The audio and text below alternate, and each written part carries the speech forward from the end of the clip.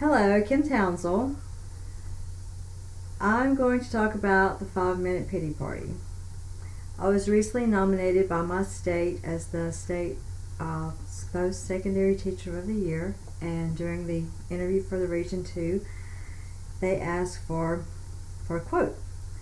I couldn't come up with anything that I wanted to use as a quote from myself, so I posted on Facebook and asked my former students who are now teachers to give me a quote about my abilities or philosophy of teaching as a post-secondary teacher in pre-service teacher training.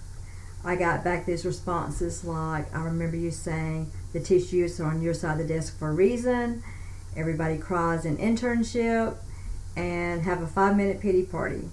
So I kind of laughed at that because I did say all of those things. And I asked them, did I not ever say anything positive? And they said, you did, but those are the things that we remember about you. I got to thinking about that, and I do teach my pre-service teachers technical skills, of course, the mechanics of good lesson, the care and compassion of a good teacher. And during their 2-year journey with me, I do try to take my pre-service teachers' intellectual temperatures, their physical temperatures, not with a thermometer of course, but their energy levels, their emotional temperatures, and their social temperatures. Teaching is an exhausting job. It wears you out physically, it wears you out intellectually because you're having to think about so many things at the same time. It wears you out socially because you have a lot of social interactions during the day, and it wears you out emotionally because a good teacher is going to get emotionally invested in his or her students. And I talk to my students about how to set those boundaries so that they're healthy but still beneficial.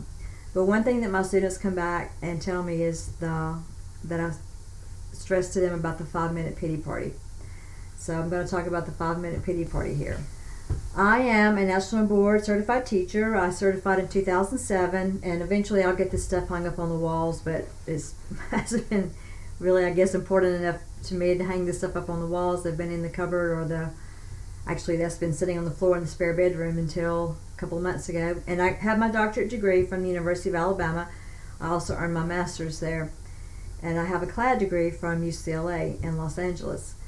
So along my journey, I also recertified for National Board this year, so I'm good, I think, for another 10 years, maybe 5, I'm not sure. But along my journey, I've certainly had my days when I questioned all of this. I wanted to scream, yell, whatever.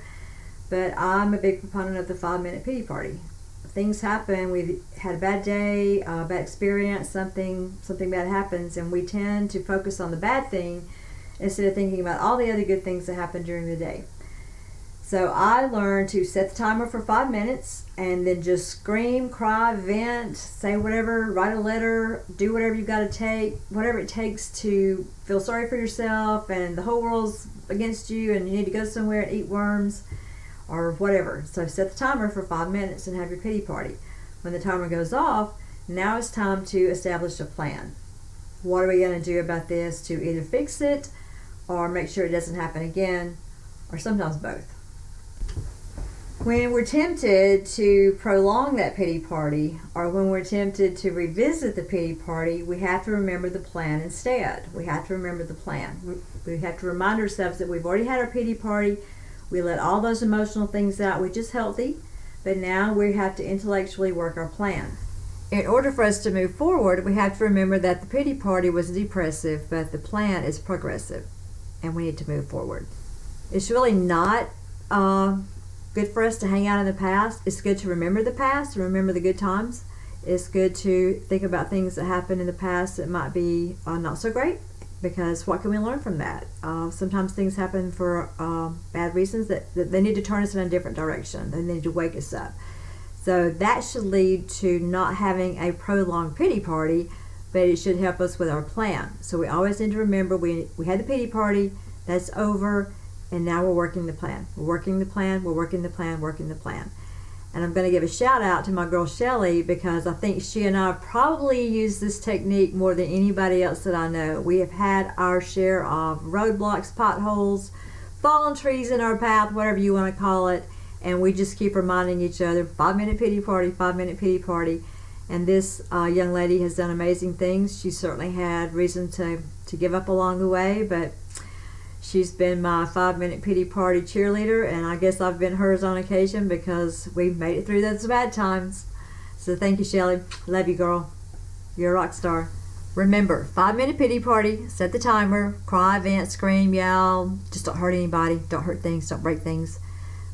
Express yourself, rage, sadness, emotion, whatever. When that timer goes off, the pity party is over. Now it's time to develop a plan. When you want to revisit the party, work the plan, work the plan, work the plan. Move forward, do great things, and don't let the bad stuff get you down. Till next time.